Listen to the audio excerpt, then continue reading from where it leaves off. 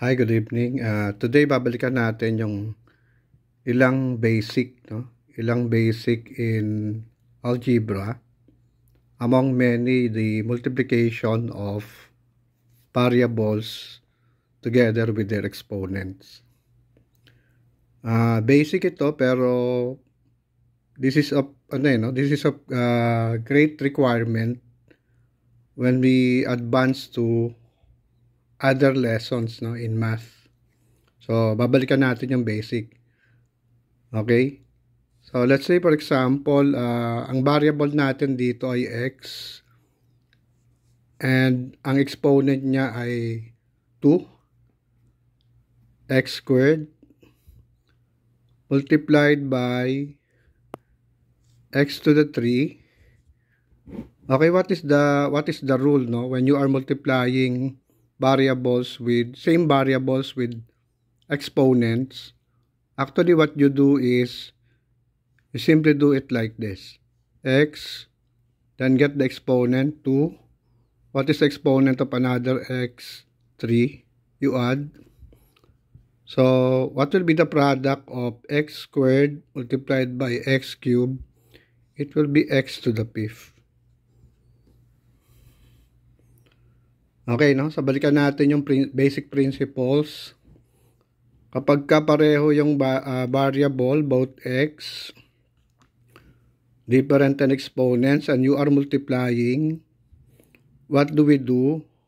We copy the common variable, which is x, and then what do we do with the exponent? We simply add them.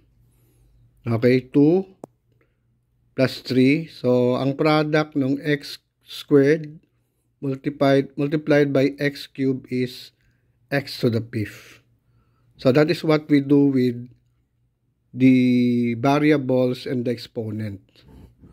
Okay, assuming merong other than the variable, merong tayong numerical coefficient. Let's say it's 3x squared multiplied by 2x cubed. So how do we do this, no? Still, ganun pa rin, no? Let's start with the common variable. The common variable is x. Okay, ulitin lang natin yung ginawa natin doon sa taas. We add the exponent 2 plus 3. Okay. And then what do we do with the numerical coefficient? We multiply. 3 times 2 will give us 6. O, lagay lang natin dito. So, ang final answer natin will be 6x to the 5th.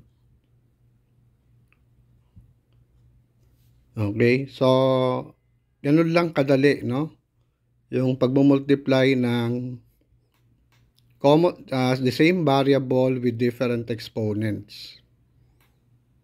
If the variable is the same, what do you do with the variable? You simply copy.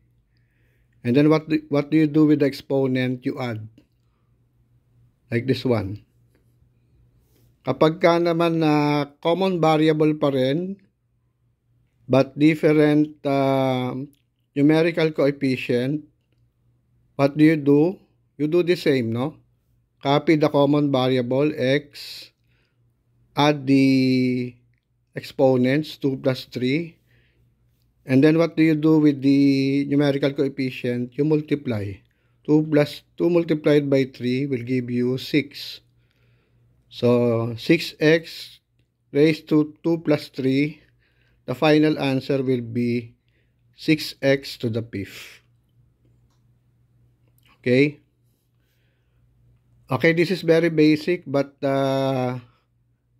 very important na makabisado, no, ng mga learners kasi this is of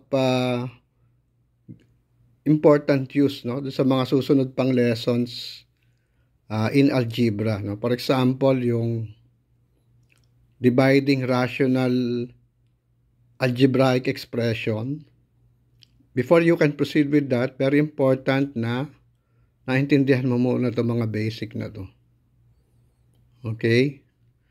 So, that's it for multiplying, no?